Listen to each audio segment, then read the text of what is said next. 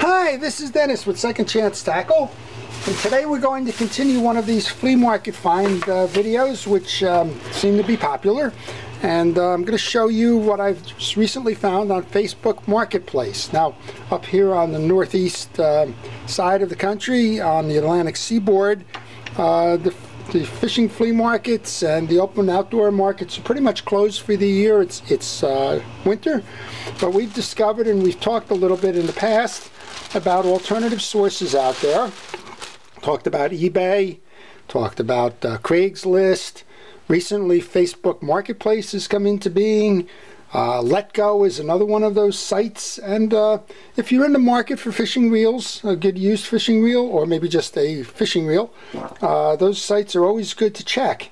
And recently I checked, and I just found a lot of fishing reels, a lot, but also the lot being plenty of them. And I want to share them with you today. I paid $120.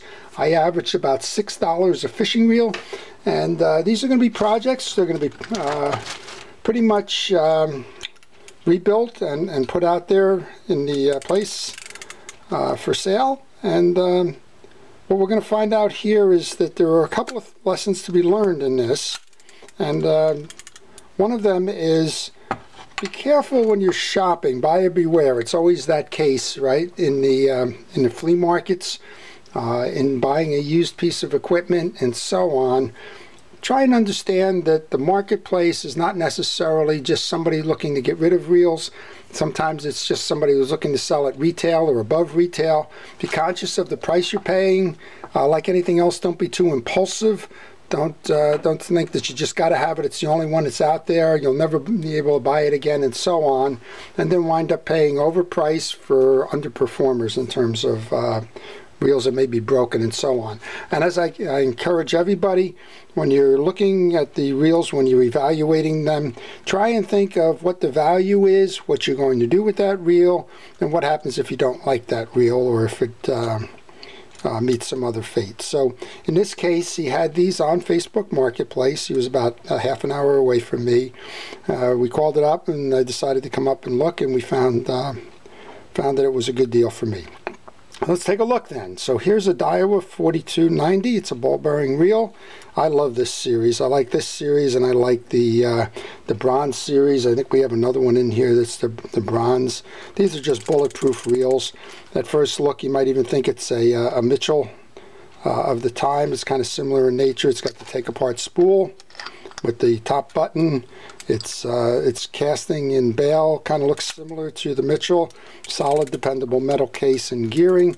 This will probably make it onto my YouTube as a how to take it apart and service it and repair it, but this one is running in excellent condition. So the fellow I bought these from happens to be an automobile mechanic. He took good care of all of his reels, and he's in his 70s now, and he's just looking to downsize and get rid of some of the reels, and that's what caused him to put them up there. So every item that's on a Facebook Marketplace or otherwise has got a story. Learn that story. Don't be afraid to ask, because as I said, there's sometimes out there where you've all been kind of in that situation. Somebody's just trying to flip a reel for a profit, doesn't know what the reel is, never took care of it. Can't give you the background on it, and those most of the time have problems in it, and you have no recourse. So we have a Silstar here. Silstar was just kind of a general brand name. I call them department store reels. There are some fans out there, but they're on the lower end of them. But this one's working, and I'm sure it's going to make somebody happy. When we go to take it apart, we'll show you about it, what it's made of, why it was on the lower end of the pricing scale, and then we'll probably pass it along to some kid somewhere in some kind of a Boy Scout unit or something. Here's another one. It's a spin fisher. This is a rear drag reel. The rear drags typically are on the lower end of pricing. We're missing a little button here. That doesn't matter at all in terms of performance. You want to make sure that they're working. They will always reset back on a fast cast. This one's got a fast cast reset. However, it's missing the little trip lever that actually is the fast cast. So you are going to only have a single point of reset on that anti-reverse. But again, for a kid learning, they're not going to matter to them. This is not a collectible reel. You don't have to worry about the condition. Here's the brother or the sister of the Silstar. This is another one of them. Again, nice condition. This one's a little tighter, so when I go to take this one apart, we'll look at dried grease and some other things as probably the cause for that, and then we'll get it out there. Now this one's interesting because as I'm flipping them, we don't have a reverse on the anti-reverse. We have it going the same way all the time regardless, so that's not working on that side. But again, from a standpoint of thinking these reels are about $5 reels, no loss or no harm or no foul in that. Alright, next up is a Mitchell 300, the Old Eggbeaters. Seems to be working fine. We have an anti-reverse, click function. These are always good reels. I have a whole pile of them. Not a collectible. All of the, I guess they called it Japanning at the time. The black coating on it is all gone where the reel seat was. But the fish don't see what was bringing them in. They really don't care if there's paint missing. What they really care about is the getting off the hook. Alright, a Berkley 440. Berkley is now a part of Pure Fishing. This reel's been around a long time. This is the Ultralight 440. Again, missing some paint on this side, but otherwise it's performing well. We'll take this apart and make this one a video as well. So let's see, that's 2, 4, 6 of spinning reels. Here's number 7. Number 7 is the Daiwa 403. We were just talking about the other Daiwa before. I like these. This one probably has been sitting on a shelf for a while. It's a little tight, but all of the features and functions are working on this one as well. Now, I had the opportunity to review these before I actually said yes to the purchase, but you want to get as much information as you can before. And the reason for that is, you know, if you're going to drive a half an hour, you're probably going to be pretty much committed to making that purchase. So get as much information as you can about what the brand is and so on. This is a 308 Mitchell. Just checking the functions again. There's something going on inside here. We'll take a look, and it's also missing the drag adjuster knob up top, but 308s are always popular. They're the Mitchell Ultralight reel. This is a later one. You can tell by the casing and by the decal on it. This is just about when the time Mitchell's going out of business there. So that one's worth keeping, if nothing else, for pieces and parts, as there are a lot of folks that like the 308 out there on the internet. Then we got another egg beater. We've got the 300. This one seems to be turning fine, operating fine. So again, I was averaging probably about $10 a reel with the purchases. I know I got less than $10. I got 15 plus reels for $120. So those are the spinning reels. Let's move over to the ocean reels then. And here's a beautiful conditioned 302. Some light loss of paint on the etched side plates, the Mitchell 302. And this one is really tight. This one's dried grease. There's no question about it. This one has the manual pickup on it as opposed to the flip bail. This was a conversion, and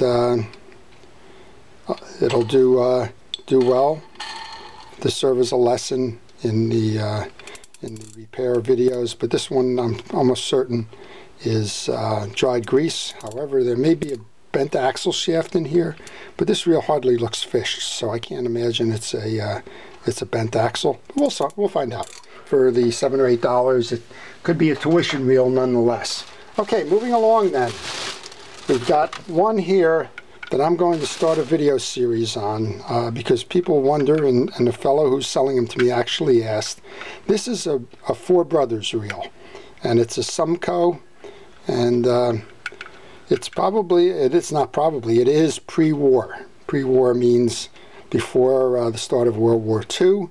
This was probably made in the 20s or the 30s. I'm going to do a little bit of research on this, and I'm going to start a series on reel manufacturers that folks typically have fishing reels from. Because I get a question a lot of times, what's the history of the company? Do you know anything about this reel? What's the age of my reel, and so on. So we're going to start a series on that, and I think I'll start with Four Brothers. I think you'll find the story of Four Brothers very interesting, so we'll start there. But this is a Four Brothers Simcoe. By itself, without going off of a limb, this is probably a $50 or $60 reel. It's in beautiful condition. There's limited corrosion on it, very clear etchings in terms of the model numbers, the patent numbers on the side, and of course the age. The age is somewhere in the probably the 1930s. I think this reel was probably manufactured between 1925 and 1940. Again, it's a pre-war reel. But I'm going to start a series. If you have a question on a particular manufacturer or something that you would like to see, please let me know, and I'll add it to my list here. Just putting these away. Next up then is an Ocean City. This is a direct drive reel. Again, you can tell because it doesn't have a star drag on it. It has the Ocean City pull out, push in. Some people like to whack it to get it to trip. I don't like to do that, but some people do. This one is the Ocean City Chelsea. So the most popular of the Ocean Cities were the Bay City and the 112 and the 113. This one is a direct drive reel. It's got a leather brake. So that's how you controlled your drag at the time, with that thumb spool leather brake. And this one is in excellent condition. I'm going to put the age on this one pre-war as well, but we're going to go do some research on this one as well. And maybe I'll use this one or some of the others I have in the Ocean City line to tell the story about who Ocean City was. They were a Pennsylvania company. It's not Ocean City, Maryland. It was Philadelphia. But we'll tell that story, and maybe even we'll tell you a little bit about how the guy from Penn worked for Ocean City before he founded Penn.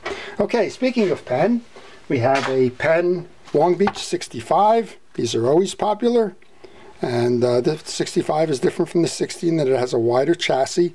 These things were the mainstays of fishing boat charter fleets forever. Something's tight in here. This one's not turning smoothly. I'll have to take that one apart. It's interesting. There's going to be two types of things going on here. Either I have a warp spool. Well, that's over tightened for sure. Well, the adjuster on the side here, the spool adjuster bearing, is not making any difference here. So the first guess is there's something jammed in here, and if my guess is correct, it's going to be broken line. So I'll take it apart and we'll see. For the price paid, I can always use the parts. And then here's the last one. And, oh, there's not a last one. There's another one underneath it. How do you like that?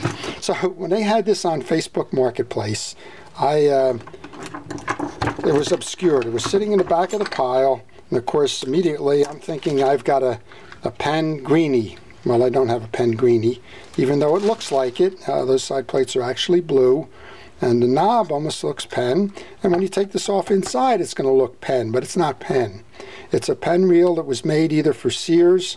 I think it was Sears, yeah, because it's you can see here it's the J.C. Higgins brand, and J.C. Higgins was a Penn brand, and up top it'll tell you it's a monospool reel.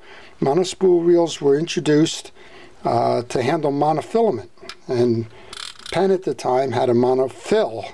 This is monospool. Penn had a monofill. This is the same size as the 60 on the Long Beach. When you get inside, most of the components inside are identical in design. Now, they may not be interchangeable, but they are identical in design. And here's typically what happens when somebody takes a reel apart and doesn't know how to put the eccentric lever back on for free spool. They put it on backwards because they can't get the lever properly set to the other side of the reel. So we'll go fix that in the process. So J.C. Higgins monospool reel size. It looks almost identical to the Penn 65 Long Beach, and inside it pretty much is identical to the Penn 65 Long Beach. And then the last one then is a Penn 77 Seahawk. I think it's the Seahawk. But at any rate, the Penn 77 direct drive reel early on from the Penn stables, light inshore fishing. So those are the ones that work. And then because he was such a nice guy, he gave me some parts reels at no additional cost. So let's just take a look at a few of those while we're at it. So we have the Shakespeare.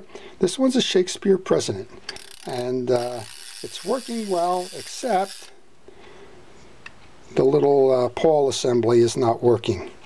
So maybe I'll use this as the introduction to the conversation on who was the Shakespeare Company. And as I mentioned, they're part of Pure Fishing as well today. Here's another Mitchell 300. This one's a little tight. Top is working. Anti-reverse is not working, so that's why that's in the parts bin there. Maybe I'll show you how to fix the anti-reverse on a panel. We'll use that for parts. This is a Shimano. This is the MIZ series. 30 size reel. It's obviously got a broken bail. It's missing a screw in the rotor. This spring assembly is still in here, so there's a good chance that possibly with just finding a new screw I can repair and make that one work.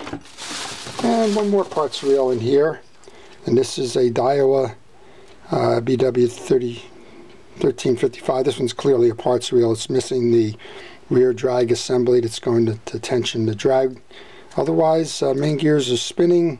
It's got a spare spool on there. And speaking of spare spools, looks like there's a couple of spare spools in here for a Daiwa Regal, and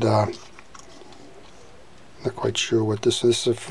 This could be the inside of the other one, the 300. All right, at any rate, well worth the money. So what's the lessons to be learned here? What's the takeaways on this? The takeaway is that there are opportunities online to purchase good used fishing equipment at a reasonable price. Don't let your emotions get in the way. Don't be impulsive in what you're buying. Ask for the background. Have they owned it, or are they selling it from somebody that had owned it previously and they're simply flipping the reel? Understand the urgency of the situation. In this case, they were just downsizing, and they wanted to just clear all of the reels out in one sale. And try to think in mind in terms of what you're going to do with the reel before you acquire the reel. There's a lot of folks that have reels just sitting around just because they thought it was a good idea to own a Shimano Calcutta, for example, but they never fish for the salt water, or they never fish where appropriate to use that reel, and so it just sits because they thought it was a good idea. So with that, I hope you've enjoyed this. If you want to see any of these done, let me know and I'll make the videos on these.